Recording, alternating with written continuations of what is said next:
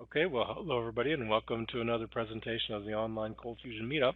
I'm Charlie Earhart, and I'll be your host for the next hour or so. And in this edition of the meetup, our 252nd, being presented on Thursday, October 10th, 2019 at noon U.S. Eastern Time, we have Guillaume, I had it, Betaillouloux will correct me. Yes, So close anyway, enough. thank you, sir. Speaking on powerful code-free web load testing with OctoPerf. Before we turn it over to him, I just want to take a moment for a couple things since this is our first time getting back together in a couple years. Yeah, we're getting the band back together. So one is there's not too many people on the meeting right now, which is interesting because over 40 signed up. There may be a technical problem with how the calendaring is working, so we'll sort that out if that proves to be an issue. Good news is, of course, we do record these, and everybody will be able to watch the recording. Second, I want to say that I do already have other people lined up, some speakers from the CF Summit last week, and I'll hope to get some more from from then and also from CF Camp next week in Germany. So look for me to start announcing many more speakers to come, and that's great to see. And then finally, I'll say with regard to Guillaume's presentation, I mean, it's not really CF specific, but like so many tools, it works with any web application. So everybody should be able to get benefit from it. And with that, let's go ahead and turn it over to you, Guillaume. Take it away. And thanks for coming All on. right. Thank you, Charlie. Thank you for having me. We'll take the screen sharing over. There you go. You should be able to see my screen. Looks good. Yep, All looks good. right. Take it away. Okay, thank you. So let's start with a bit of an introduction on OctoPerf. I don't want to spend too much time, don't want to make it into a sales pitch. Just give you a few key pointers on us. We're a young company based in France. We have a lot of experience working for other software vendors, and we have a bunch of customers, mostly over US and Europe, but also in other places. The idea behind OctoPerf is to come to the load testing market with a new promise. In fact, on one side, you usually have open source solutions that are very good, but can be complex to operate. And the time spent to operate them is also a cost, even if the product in itself is free. And on the other hand, you have legacy solutions that are often very expensive. If you've heard of HP Load Runner, you probably know that license costs can range in hundreds of thousands of dollars, depending on how many users or tests you want to run. So we are coming here with another promise is that we take open source like JMeter, which is a very good tool, very reliable and powerful, but we will operate it for you from beginning to end. So the scripting, you will see you do it in OctoPerf. Running the test will take care of the test infrastructure for you, and the result will propose an interface where you can work with your result and find the key performance indicators and things like this. We've also added um, other features like SLAs, integration with third parties like APM software, Instana, New Relic, Dynamics Dynatrace, CI/CD tools like Jenkins, Maven, things like that, and also result comparison. So I'm going to show you a bit of all that today during the demo. And we'll have some time at the end if you have any question, if you need anything. Of course, feel free to tell me. I will try to have a look at the chat while I'm doing the demo, but worst case scenario, I'll answer after it. So let's switch to the online version of OctoPerf. Again, this is the online version. There's also a version you can install on your premises in case your application is not a public one, but it's easier for me to use the online version. So I'll go ahead and log in to the platform. And the first step will be to create a new project. So let's go ahead and do that. Creating a new project allows me to start over from a new context. Nothing, we will do everything together. That's what I mean. And here, to get started, we have a few options. We could enter a list of URLs we want to test. That's one way to get to a test. Of course, if you do that on a real application or on something else on web services, it can take a lot of time to set up because you have to do everything manually. In case you're familiar with JMeter, you can import anything you might already have done, including plugins and everything you can do in JMeter. But I'm not going to demonstrate it because it's pretty straightforward. You just push your JMeter script and there you go. Instead, I'd like to show you how you can record any application using either your browser or using a proxy tool like Fiddler or Charles Proxy. Both options are suitable. I'm going to show you a bit of both. Typically in my browser, I can go to this demo application right there, open the developer tools with F12, and you see here in network, well, I will have all the traffic recorded. If I navigate in my application, I can see that in the network tab of the developer tools, I have all the traffic, and at any time I can export that as an HAR file to feed to OctoPerf. So that's one way to do the recording using the browser, very easy. Another would be to use a proxy software, which is a more, I was about to say more common, but not really nowadays, but that's another way to do the recording. It's more interesting if you're recording something else than a web browser, because this way you can record any HTTP traffic. In any case, I like to do it this way with Fiddler because he will record external traffic to my website, and I want to show you how you can get rid of that. Go back to the application. I'm just refreshing the home page because I want to record it. And then we'll navigate to the login page, and we'll have a very simple scenario where I do a login, add a product to the cart, and that's it. I don't want to make it too long or complex. A very simple use case is enough to understand what OctoPerf can do. So let's do a login and again, add a product to the cart. It doesn't really matter which one, so let's go for dogs. I'll pick one of the dogs, put it in my cart, and why not do the checkout as well? Continue and confirm. So there we go. That's enough for today. I will stop the capture, export all that in HAR format here. So just click next and put it on my disk. So there we go. I will go back to OctoPerf and select the Fiddler option. Right there, let's pick the file we just created. So you see it's not synchronized in my Google Drive yet. Now it is. So that's a file we just created. That's my point. Anyway, you're welcome to try on your side with our free account. It will get me to the design screen where we will find all this traffic here and we can start working on it. First thing is we have a lot of external calls here. I don't care about Fiddler update check. I don't want to test that. So a good way to get rid of that is go to the servers menu. And in there, you can pick the host names you don't want. Here, I will just do Control plus click to unselect the pet store, and I'll remove all the others. So it's telling me, okay, I'm going to remove 17 requests, which is fine. I don't care about these host names. And I will just keep the ones going to the pet store, which, by the way, can be configured. You see, the host name can be configured to point to another environment if required. Now back to my recording. Few things of interest. Good first step is to try to name your different actions.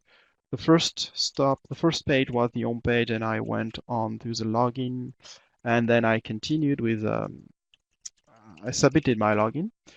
I won't do them all because it would take too much time. But know that after the login, I started clicking a bit too fast in the application. And because of that, everything ended up in only one container here, one transaction or one group of requests. It's easy enough to reorganize it like this. You can add and drag and drop a new container. But the thing is, on a real life application, it's probably not going to be one request per page, or it might be a bit harder to organize. So my recommendation is when you do the recording, just wait a few seconds before you click every time you want to click, and we'll do the container things automatically for you. Now, a good first step with any script like this is to take care of whatever could be dynamic in the application. And the first thing that comes to mind is the login, because the login is the first time where we interact with the application. So I would like to understand which request contains the login I used, J2EE in that case. If I search for it, I expect it will point me to the login request. It points me to this one, so we'll have a look at it. Know that the path can be edited, the headers can be edited. if required. Here, mostly the headers have cookies. I mean, what could be dynamic would be cookies, and cookies, we know how to take care of them, so you don't have to worry about that. I will also have post data. This is a post request after all. And there we can see the login, password, and a few other things. So a good first step would be to make sure I'm not using always the same login. Could make it a bit different. To do that, I can create a variable, and I can create a CSV variable. The CSV variable will take its source of data from a file. The default format is CSV, but any delimited file will be fine. And we will try to provide a unique value to every user during the test. That is, of course, if you provided enough values. If you're running 100 users with a file that only contains a handful of values, we'll reuse them. That could be okay. Depends on the application. But the idea is to try to provide as many different logins as you can to make it realistic. In my case, so I named the columns. We'll see why in just a minute. Note that 2 of these values will not work. That's on purpose. I just want to show you what errors look like when we run the test later on. Anyway, now to use this variable, I can exit this window, go back to the login request, which is still, you see, marked by the search right there. And the syntax is the JMeter one. If you've ever used JMeter, you might know about it. But otherwise, just remember you have to enter a $sign, and we have an auto-completion menu. And from there, you can pick any variable available to this particular user, to this particular script. So login and password in my case. Now, the next step would be to take care of these kind of parameters. Parameters like this, it very much looks like something that's going to change next time we run the script. So what I would like to do is try to understand where it comes from. So I'll use a search again, but this time I'm searching in responses. This should point me the server response where we were given this value during the recording. And it actually points me to this one right there. See, it's marked by the search. While we look at it, I'd like to run a validation because I'd like to see if it's the same value when we run it again. I want to understand if this value is really dynamic or not. Now again, we are going back to this one which has been marked. I know it's in this response right there, in the recorded response, and in the body I can search with Control+F. And I see it's in there. It's oh, there we go. Sorry, the validation kicked in between, but it's a hidden input called source page that has a value I'm looking for. Now, what we see on the right is the new content from the validate. It's refreshing because the validation is going on. It will be done in a few seconds, but I can run the search again. I'm waiting for the next refresh. There we go. Can run the search again to show you that at the validate we had a different value. You see the beginning at least is different. So this value seems to be changing when we run another iteration of this script or when we access the application again. We can tell from the comparison here, but we can also pinpoint it by searching for our value right there. Okay, I can see it's different at runtime. Anyway, to extract it, the best option we have would be to use a regex here, because JSON will not apply to this kind of content. Regex is much better. But still, we called it a regex like in JMeter, but we have a simple way to design it. Here, I can click in there, search with Control+F, as I did earlier, and that will create a very simple regex for me. I can make it more accurate by increasing the size of the boundaries. See the blue and green boundaries. I can also just select what I want to extract, and you see the boundaries are placed around the selected value automatically, which is what the search did for me earlier. In any case, that will create a regex for us, which we can find in advanced. If you're comfortable with regex here, you can take it from there. You can make it more complex, or I don't know, make it more accurate for your situation. But honestly, 99% of the time, this will be enough. We'll automatically escape special characters and, try to avoid all the common pitfalls.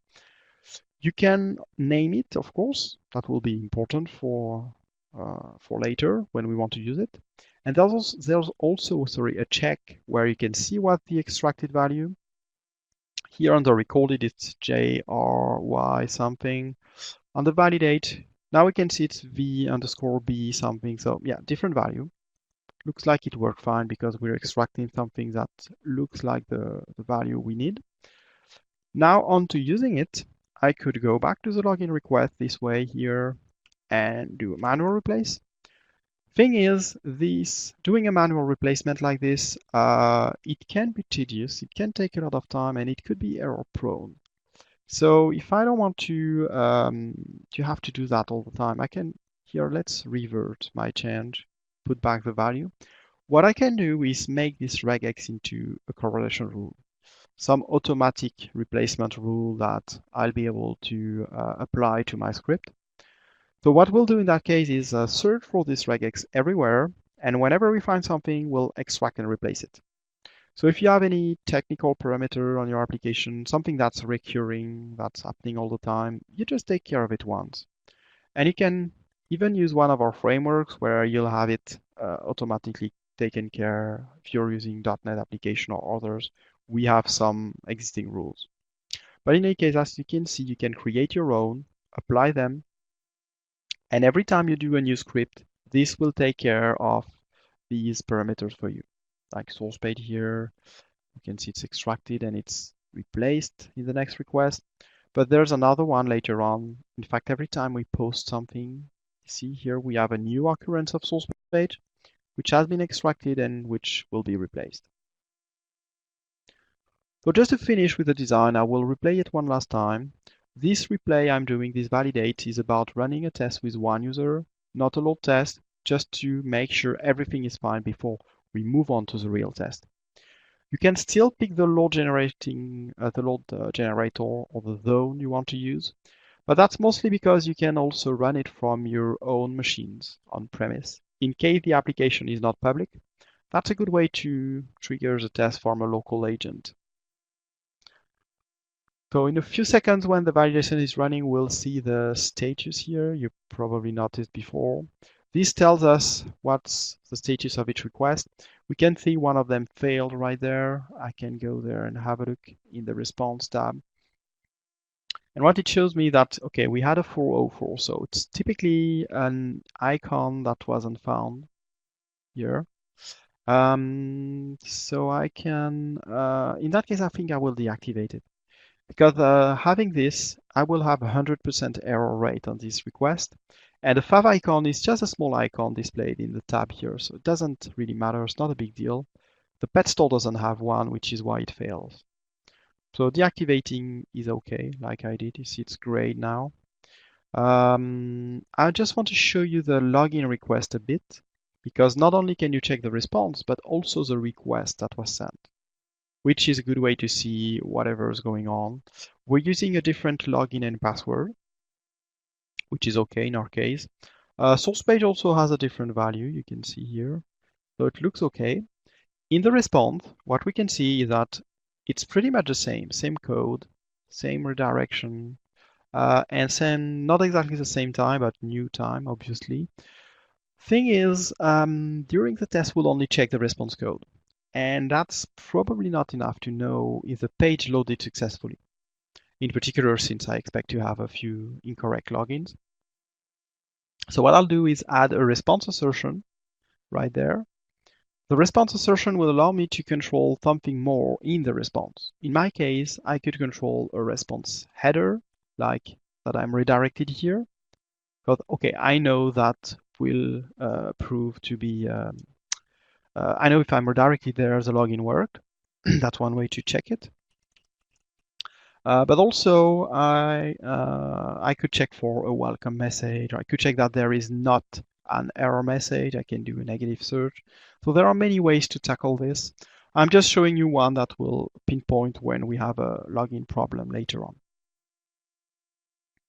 Anyway, quick thing to do before I continue is rename this. I will name it buyer. It's a bit nicer looking in the reports.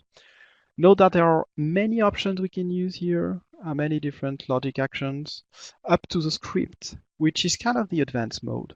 Through a script, you can do anything you want. You can code your way out of complex situations. Obviously, you don't want to do that all the time, but it's good to know you can do it when required. And if you feel like you should use a script, just tell us on the chat. We are just a few minutes away, it's really quick. We can answer to all your questions. We're used to advanced use case and we can point you to the right documentation page or anything like that. Anyway, final word on the design. You can export whatever you've done to JMeter format. You might not care about JMeter now or in a near future, but maybe one day you'll want to migrate from OctoPerf. I mean, if you do, let us know why. We'd be interested and we probably can do something about it. But anyway, we don't want our customers to feel locked in the product, so you can revert back to open source anytime. Now, I will just give you a word on monitoring, how you could get metrics from your servers and have that along with performance metrics. And then we'll move on to running a test and having a look at the reports. So monitoring is about getting metrics from your servers, be it the operating system level or app server, database. You see, we have a couple of technologies we support. It also includes integration with third parties like Prometheus or New Relic. And we keep adding more and more. So if you have another one in mind, it can be discussed. I'm talking about monitoring because to enable monitoring, we need a private host or an on-premise agent to gather the monitoring for us. Thing is, if you're using the SaaS version of OctoPerf, we need a local relay to get the monitoring toward our SaaS platform. Obviously, because we cannot ask you to open port from our SaaS application to your servers. So this on-premise agent, it's exactly the same agent than the one we will start for you when you launch a test from the cloud. And this agent can run load against your application from an internal machine. It can also monitor machines around him. It will, for instance, a Linux connection is we go through SSH and we will run system commands to get metrics. Now one more thing about this agent, sorry, I was about to forget. The agent is based on Docker. So if you're familiar with Docker, it makes it very easy to set up. If you're not, it's, well, still easy. It's just, you can just consider it as a black box that will handle everything. And the connection is from agent to OctoPerf on outgoing HTTPS. So it's usually quite safe in terms of firewall. Now, one way, so that's one way you could use the tool, like you could have an on-premise agent that will run CI tests on a regular basis and internally, maybe small tests, and you just care about how performance goes over one version to another. And when you want to run a larger test, you do it from the cloud. There are many other ways to do that because even the OctoPerf server here, the one I've been using since I started the demo, you can install your own OctoPerf server in-house.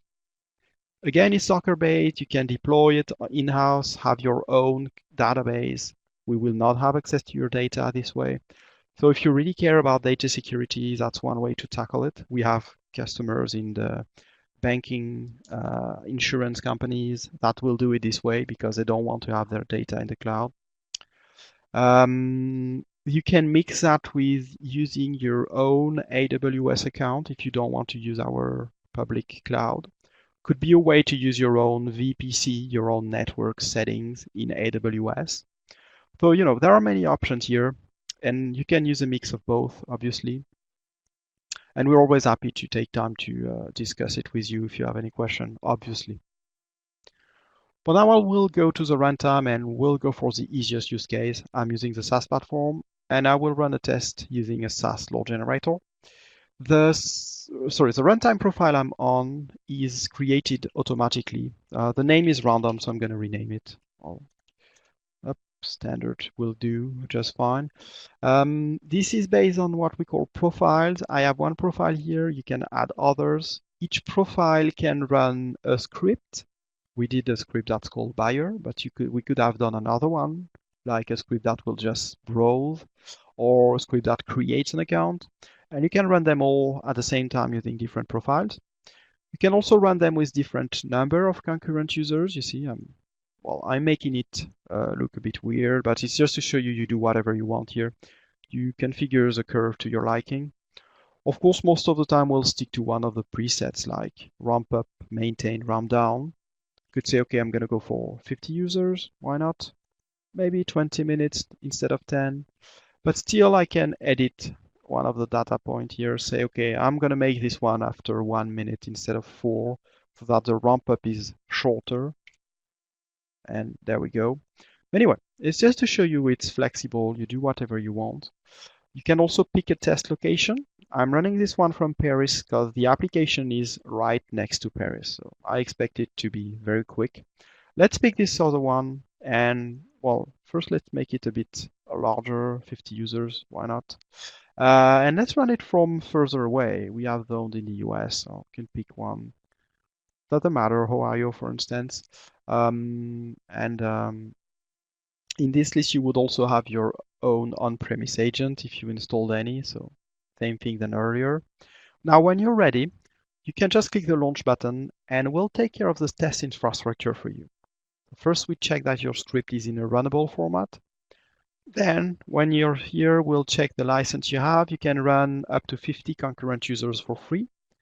And it's unlimited. You can do that to run your configuration test, check your scripts, anything. You just need to pay when you want to do more. And then we'll start the machines. In my case, I'm running a small test in zones where we always have small machines running exactly for this purpose. So you see it's very quick.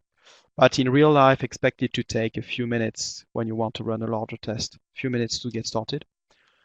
The live report here shows us all the data from this specific test. In fact, the load generator, you see there are two here. They are sending their data to our infrastructure in real time, and we aggregate it and show it to you on the screen, again, in real time.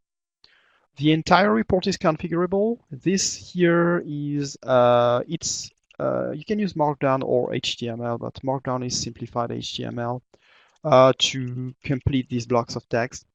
This way you can put images or even links inside the text blocks. And once you've done this, you can save it as a template for next time. So it will be interesting because it will have an impact on the summary, on the table of content of the default report. And it's a good way to have your own layout in there thanks to this. But not only that, but also here the graphs, you see the active users are increasing. We are next to 60 user now. We'll go to 100 total, I think, if I remember correctly. The hit rate is also increasing, although it's a bit early to say, but it looks like it's increasing. And in terms of response time, we just see the red here. Well, I can use filters by editing this one. I could say, okay, show it to me from Paris, a red response time from Paris. And I will duplicate it to see the same thing, but from Ohio. So I want to compare here, both of them. Again, I expect the one from, Ohio is taking more time. The application hosted near Paris, so it makes sense. It's not that much, but, well, depends from time to time. So it could be varies from 0.7 to more than 1 second of difference. So it's interesting to be able to compare that on the same graph. And you can keep adding metrics to configure the graph to your liking. We have an entire list of metrics here. If you've configured monitoring, you can see it in this list here. But by default, since I didn't create any monitoring, by default, you only have the load generators. It's just a way for us to show you that, okay, here you can see how your load generator is doing. In case something's wrong, you will be warned because there are alerts. But since we are running JMeter in the background, and JMeter is a very, very complete tool, you can do anything you want with it. You could reach the limit of the load generator, depending on how you're using JMeter. So we will display a warning if that ever happens, and you just come tell us on the chat. We'll give you the procedure to start a test with more load generators, but it's also fairly quick. Anyway, if that happened, you would have a message here, so it's not easy to miss it. And now regarding this report, there are many things in there. Well, I don't want to bore you with all the report items. You can check it out by yourself. Mostly two that I think are interesting. First is a result tree. Here you can drill down. You can go to even, you see these are my transactions, but here I can go down to even a request. See the response time, percentile, hit count, error count. And if I'm here, that's because of the error count. Well, I'm inside the login container. So if you remember what I said earlier, you probably know why we have these errors. But let's play as let's say we don't know. So let's go have a look at the error section here. We can see a couple of 500 codes, not much, just 1 or 2%, but we've seen earlier that they occur always at the same place. So locally, it's not just 2%, it's more than that, which makes it even more interesting to analyze. And here, if I check, I can see here that I have these error messages. Typically, this one is the assertion we've put in place together, where I'm checking for the redirection. But we can zoom on it and see all the details, request and response. And now I can see, okay, that's one of the accounts that doesn't work. But if I didn't know that, I could open it in a new tab, and there I can see an error message. So a good practice would be to take this error message, copy it, and put an assertion like this one so that when it happens, you are warned and you can see it right away like this. Anyway, I just wanted to show you can analyze even in real time. I saw a message from Charlie, but yes, you're right. In the terms of server monitoring, you can have a custom JMX monitoring that would get metrics from the JVM. And that's pretty flexible because anything you got in the JVM, you can have in the report this way, just through the use of an on-premise agent. For now, I'm going to stop the test. It won't change much on this screen, actually. You see, we can still go through it, navigate through it, and see the different metrics. What has changed now is that we have the test logs here on one side, but mostly I want to show you can generate a PDF through this. So here's the front page is configurable, Markdown or HTML again.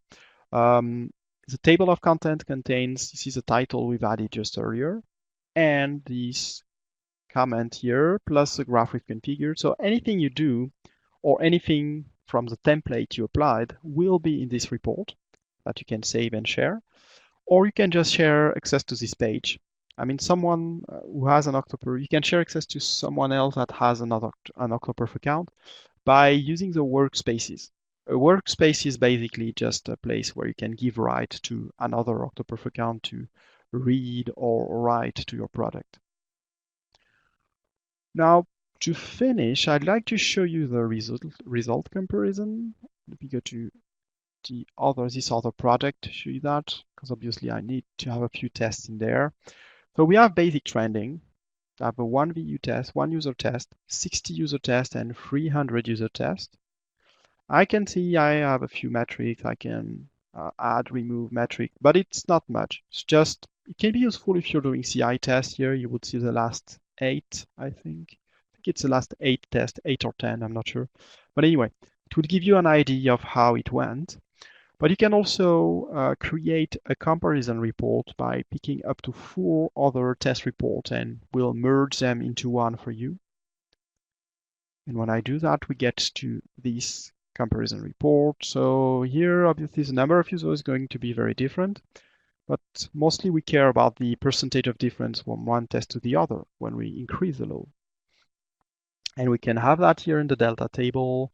If I sort them by name, since I named my transaction correctly, I can see that, okay, it's increasing by 50% here when we go to the 60 user test. It's even worse afterward here, but when we go from 60 to 300 users, it's not so bad. It's a bit the same actually. So, you can decide if that's okay or see if there is an inflection point before or after a certain level of load. But anywhere you go, you can pick any metric from the 3 other tests, including monitoring as well. So it's a good way to compare and see what's going on. A few things that are a bit hard or tedious to demonstrate, so I will just mention it. We have a Jenkins plugin. So if you're using Jenkins, you can just get the OctoPerf plugin, which will run an OctoPerf step, where you say, okay, I'm going to run this test from OctoPerf as part of my build process. And if there's any SLA, like an SLA on your monitoring, you can define some if you want, or you can define on the response time as well. Well, then I want to stop the build and fail it. So it could be a good way, and it would also stop the test. could be a good way to have nightly tests and stop them if the worst happens. We also have GitLab CI integration. We have a REST API you can call to do anything I've done through the UI. So, well, you could rebuild our UI using it. It's not the purpose, obviously, but just to tell you, you can do a lot of things with it. And just to finish, to tell you about us, you can create a free account on the website. It's a very good way to get started. Find out for yourself if you like the tool, and we're always glad to help. We have a tutorial page here on the website where you can see pretty much what I've done, but with more details on the design if you're interested. You can get in touch with us on the chat if you have any question. Again, we are very quick to answer, so it's a good way to get us. And we're always glad to organize a proof of concept, take an hour together, have a look at your application and create a first script. So anyway, that's pretty much it for the demo. Thank you for watching it. Charlie, I'm giving it back to you. I think we'll be switching to questions. Sure. So everybody, and first again, thanks for the presentation. I really think it's a great tool. I hope others enjoy learning about it. And folks, if you want to start asking any questions, I've changed the view so you can focus on the chat a little more clearly. You guys have been awfully quiet today. Usually our meetings over the years have been much chattier, but everybody's been very quiet. So anyway, pipe up, and then on the right, notice that you've got an opportunity for you to fill in evaluations of how things have gone. Anybody have any questions?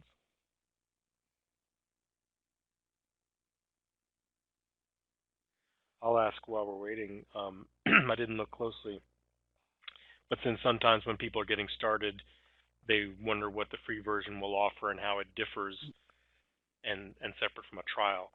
So you do have a free edition, and you mentioned how it had a 50 user limit. Are there any other distinctions between the free edition and the paid edition in terms of features and functionality that people would want to be aware of? It's just a matter of the running tests. The only difference between paid and free edition is that with the free edition, you're limited in terms of what kind of tests you can launch. But design and analysis is always there. So if you just want to test from time to time, you pay a license, do your test, you will still be able to see the result afterward, see your script afterwards. So, the free edition allows you to run up to 50 users and up to 20 minutes. More than that, you can pay a license from our website. We are very flexible, and price range you'll see very affordable. But you always I'm not here to discuss this. But you can get in touch with us on the chat on the website. But people always have that question, sure. Yep. And Will has piped up saying pricing is his concern, and he'd be more likely to run this from his own servers. So first, if you go to the website, and I offered the link to it, you'll see the pricing page, and it is reasonable prices in addition to the free version. One more question about the free version: are you able to do either on-prem or the service-based testing with the free edition? Yes. On-premise agent, on-premise server, everything. Same limit, 50 users, and which for a lot of people when they're getting started is much better than not doing any testing at all. And that's really where I'm coming from, is often a lot of people don't do any load testing at all, or don't leverage load testing tools to help with other kinds of tests that can be done even beyond load testing. So I always want to help people see when there's a good load testing tool out there. And I see some other people are continuing to type with some additional questions. Okay, there's a good question. It's not. So I'll respond to John first. But yeah, I agree with Will. No, it's not 1,000 tests. It's 15 tests with 1,000 concurrent users running. So this is a free one is limited to 50 concurrent users maximum, but unlimited tests. But if you want to go higher than 50, well, the basic package is one that allows you. Oh, yeah, okay. So 200 is a yearly license. Yes, you're right. Yes, it's 200 per year, up to 1,000. It's a matter of how many concurrent users you want to get and how many tests. But these plans are just examples. You want something in between, just come on the chat or contact us. We can cook something just for you. You don't have to stick to these. Sure. And in case anybody may misconstrue, when it says a test, like only 200 tests per year, what is a test meant by in that particular scenario? So it's when you click on the play button on the runtime screen. Okay. That's run the test. So you could have 10, 20, 30, 50 scenarios in there. I mean, 50 might be a lot, but that's your call. It's still one test. You can run it from 20 locations. It's still one test. It's just a matter of how many total concurrent users you're running. And so there's no limit to the number of tests for the free edition. And then as people need to get above 50 users and pay, then there are limits of the number of tests in the paid editions. Yeah, to be perfectly fair, there is a 100 test limit on the free edition. It's just because we had people who abused the system. So we've put a limit there. If you're getting close to the limit, you contact us. We'll just check that you're not, running 10 tests at the same time to go over the limit. And if so, we'll credit it back to you. Yeah, it's just we're trying to make sure it's fair use. That's all. And Will, I agree with you that 50 users is more than most would need to get started, and that's why I love tools that offer that as an option. And it'll allow you to get in and use it, and I prefer that over trials because trials usually end after 30 days and you get busy and you lose track. So I love that a tool offers a free version that really can serve a lot of people's needs, and then as you want more, you can pay to get the additional benefits and features. And again, they are affordable prices, what you get. That's the idea. And we should also say, while we're waiting for other comments, that folks that sign up can also request a demo directly with you, and you could do some things more specifically with them, right? Yes, we're always glad to. We can do the same demo if you want to show it to your team. We can do a dedicated one, or we can do a session where we do a script together, run a small test, show you how it would work. It's usually in 1 hour, 1 hour and a half, we can get a very small test running. So that's a good way to see what the tool can do. Because I'd rather show than tell, Well, Sure. today I'm telling you, but you can try us. But I want people to see that these guys are really very interested in being customer service oriented, and some of you know other tools in the CF space where you've gotten that sort of great quality customer service, and it makes all the difference. So I love to help show that off. Glad to see others concurring. So it looks like that's it for the questions. I guess if anybody's been waiting, now's your chance. Get it in before I stop the recording. And we're right at about 45 minutes as you anticipated, and that's great. All right. Thank you, John, for the nice comment. Thanks, Alberto.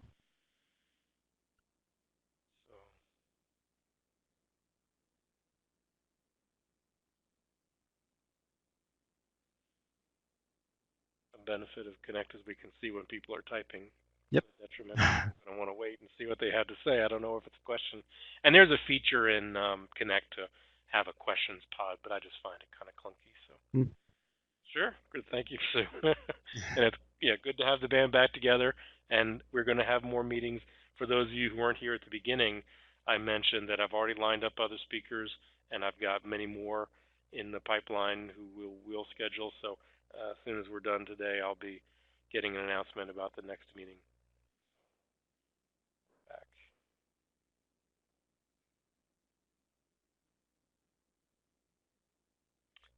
Okay, cool. Well, I'll go ahead and stop the recording because sometimes somebody might want to wait to ask a question when it's not on the recording. So I'll go ahead and stop that and say again, thank you, Guillaume, and Quentin, who's here also. OctoPerf, you guys have been great. I've really enjoyed working with you. I'm hoping that people will look into it more and enjoy it as much as I have. All right. Thank you for having us, Charlie. You betcha, sir. Till again.